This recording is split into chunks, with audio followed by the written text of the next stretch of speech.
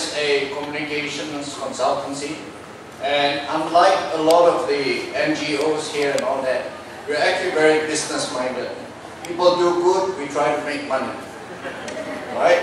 But, so we don't normally, all these boys and girls here, don't normally get involved with NGOs in the sense of working for them or even with government departments, because there are too many forms to fill before you get the business. But we once worked with BRR for Aceh.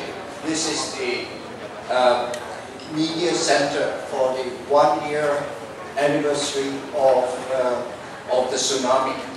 Now, this is very interesting, and what I'd like to do is to share with you the story, the experiences we had as a professional services firm that's totally business oriented, going into a place like Aceh to do a job.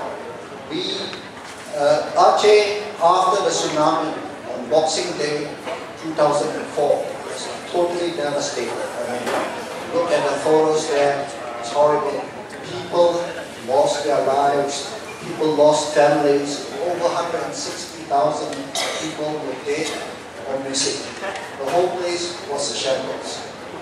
Now, what happened was that a lot of governments and NGOs came in after that, and they pledged a lot of money to Aceh. Indonesia got some of this money, and they set up the BRR to try to rebuild Aceh. But as it came up to the first anniversary, there was a big problem. A lot of the money was promised, but a lot of money wasn't coming yet. So Indonesia had to show to the international community, had to show to all these donors what a good job it was doing in reconstructing. The job fell to this man Kuntoro, who's now the anti-mafia czar in Indonesia. He had a big job, which is to convince the international community that they were doing a good job. So they called us in. It was a US funded one. They called us in to set up a very professional media center. So we set it up at Shah Kuala University. UN Logistics built the place.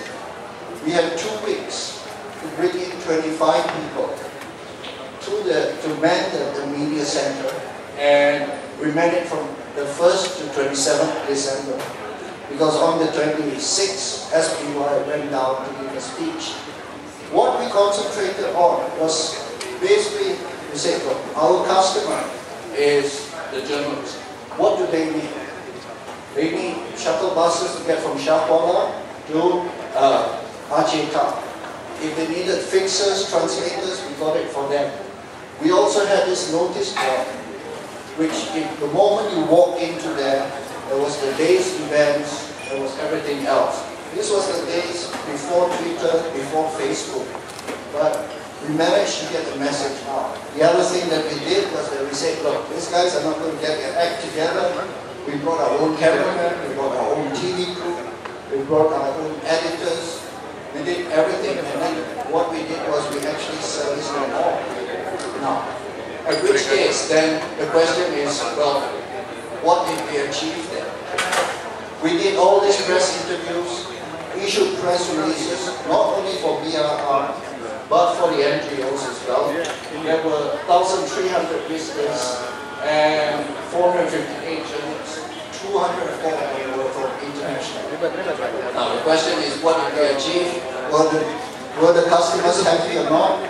This is what some of them had to say. ABC TV Australia. I found the media centre extremely helpful. The resources here have been fantastic. The staff have been great.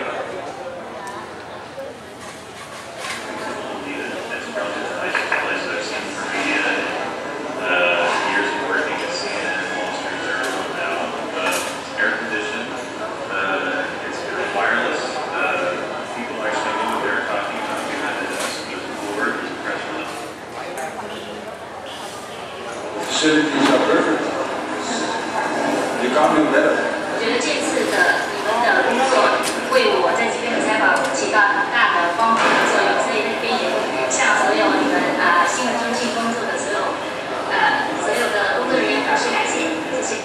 we had journalists from a lot of countries. That was from China, media sector is very much from Singapore. and I find it very, very happy.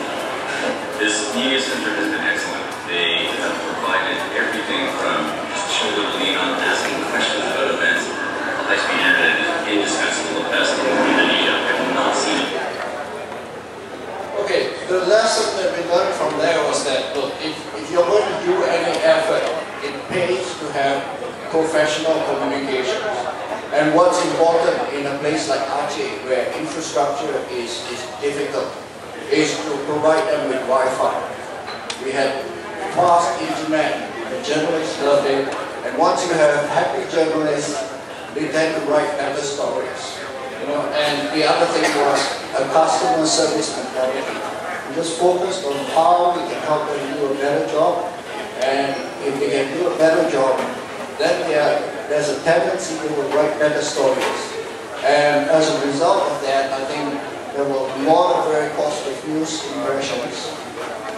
Not all of it was by us, but we like to think that we managed to help a bit. So, you know, I guess the lesson is that if you're going to do good, make sure that people also know that you know by communicating properly. Thank you very much.